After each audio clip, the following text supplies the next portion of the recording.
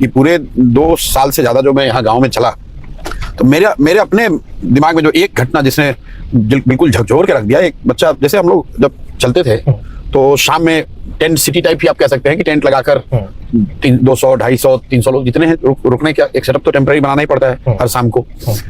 तो उसमें पहले जब हम शुरुआती दिनों में हम लोग खाना जब खाते थे तो ग्रामीण लोग भी वहां पे आ जाते हैं खाना खाने के लिए। उसमें चूंकि गरीबी बहुत है और खाना कुछ विशेष नहीं है, बहुत है तो खिचड़ी खा सकते हैं आप या चावल दाल जो बेसिक बना हुआ वो लोग खाते थे। एक बच्चे को मैंने देखा खाते हुए और इतनी क्वांटिटी में खा रहा था कि थोड़ा मतलब सरप्राइजिंग लगा। सरप्राइजिंग इस सेंस में कि आप सोचते हैं यार बहुत ज्यादा खा लेगा अगर आदमी तो बीमार पड़ जाएगा। तो मैंने उस बच्चे से पूछा, भाई कितना खा सकते हो? तो बोला सर जितना दीजिएगा उतना खा लेंगे।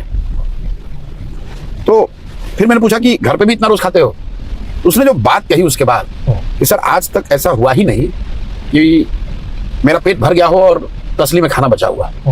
ऐसा कोई दिन उसकी जिंदगी में नहीं हुआ जब उसने खाना खा लिया और खाना बचा हुआ, और खाना भी कोई डेलिकेसी नहीं, भात नॉर्मल चावल की बात हो रही है। मतलब इतना भी चावल नहीं है कि उसका मतलब उसको बच्चे को ये लगे कि मेरा पेट अब भर गया और फिर भी अभी चावल बचा हुआ है। मतलब उसका पेट उस हिसाब से कि चावल है कितना।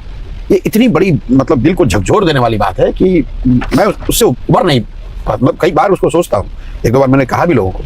तो ये आंकड़ों का गेम नहीं है। और फिर हम लोग बात करते हैं कि विश्व गुरु बन गए, अरे इतना विकास हो गया।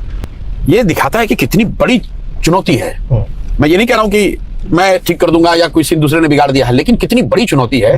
और व्हाट डज मैटर कि अगर आप इतने संवेदनहीन हैं कि आप ये रियलाइज भी नहीं कर रहे हैं कि there is a large chunk of people who are left behind. हमें ये भूलना नहीं चाहिए कि एक बहुत बड़ा वर्ग करीब करीब मेरा अपना अंदाजा है कि 600 से 700 बिलियन लोग, मतलब 60 से 70 करोड़ लोग हैं जो बिल्कुल अभी छूटे हुए हैं। और उनका जीवन, और उसको आप प्रोसेस देख लीजिए, जब सरकार कहती है कि 80 करोड़ लोगों को अनाज दे रहे हैं, अगर आपको हमको कोई लाकर जिस तरह का अनाज दिया जा रहा है, कोई देगा तो कोई थोड़ी नहीं लेगा, लोग उसको ले रहे हैं।